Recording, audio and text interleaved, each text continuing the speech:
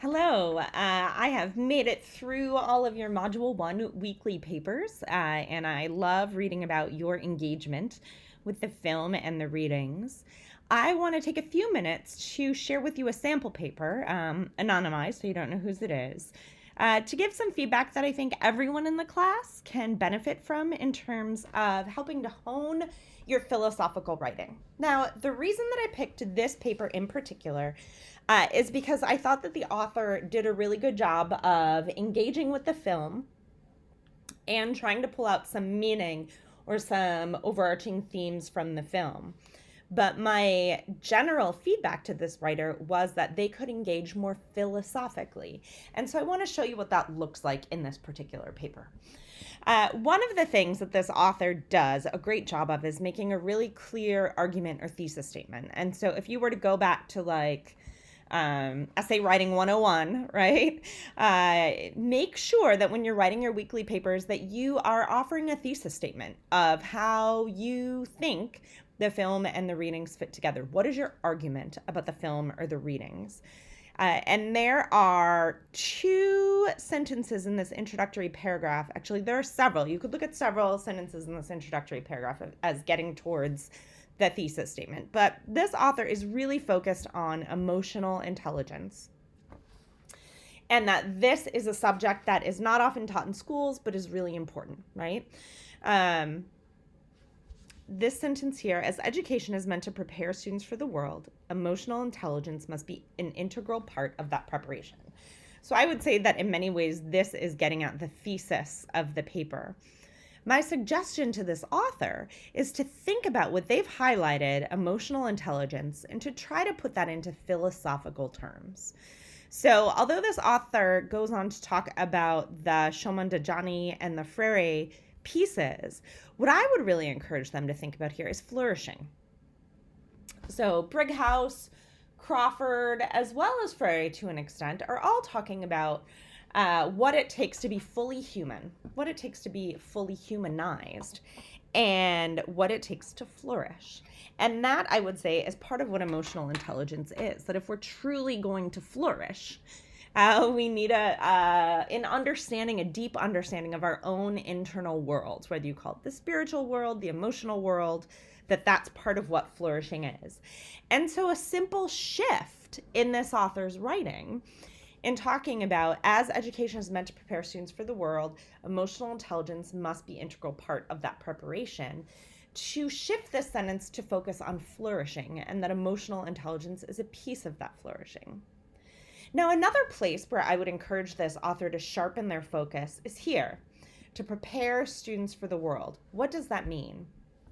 Each of the 6 readings in Module 1 gave us a different idea of what it means to prepare students for the world.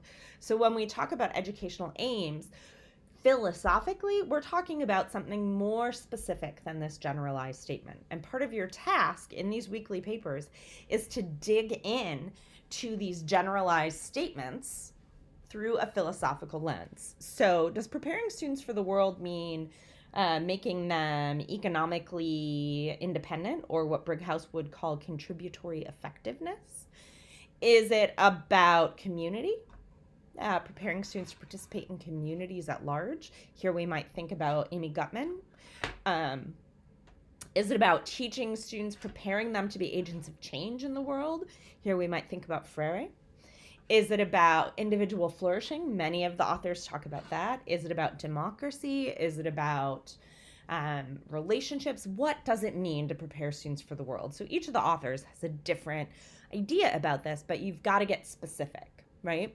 So I would say that this is a bit of a platitude, a generalized platitude. And in philosophy, we're not dealing in platitudes. We're trying to dig into these core concepts. Okay, let's keep going.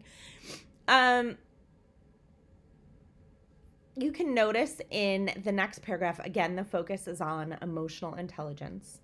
And this author does a good job of going through and talking about specific ways that the film connects to this concept of emotional intelligence. But you'll notice, aside from this last sentence that says these 2 readings are going to connect to the purpose of education, we have a whole paragraph without any reference to the philosophical readings, we have a second paragraph without any reference to the philosophical readings, and we have a third paragraph without any reference to the philosophical readings. Now, what this writer offers, and actually we have a fourth here as well, what this writer offers is a detailed reading of the film, and that's part of what the assignment is. But what you're then going to do is apply the readings to the film to help interpret what you're seeing. So each place, so for example here, and I'm just looking up and I see this, unfortunately loss is a common part of life, and today's participation trophy society was an area I was not prepared for. The ability to continue immediately after loss is an essential skill needed in life, and the IS 318 chess program has allowed its members to learn this skill at a very early age. So again, this author's focus on emotional intelligence reminds me of personal flourishing. And so here I would probably go back to Brighouse and I would talk about how Brighouse defines flourishing and how this emotional intelligence, this ability to move on after a loss, is an essential part of what flourishing is. And that's where your work as the student author comes in, right? You're making a connection. Brighouse wasn't talking specifically about the kids at IS 318. He wasn't talking specifically about emotional intelligence, but I think based on how he describes flourishing, that we're seeing an element of it here in this film. And that's where your work as the student author comes in, making those connections really explicit.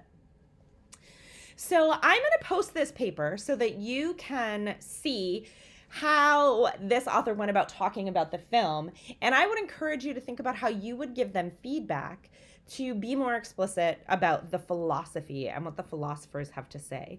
When we come down here to these last two paragraphs, we have some discussion of the philosophers, again, as focused on emotional intelligence, which isn't a concept that the philosophers talk about. I think it's relevant, and I think that this student author, is right in focusing on emotional intelligence. They make a good case for it from the film.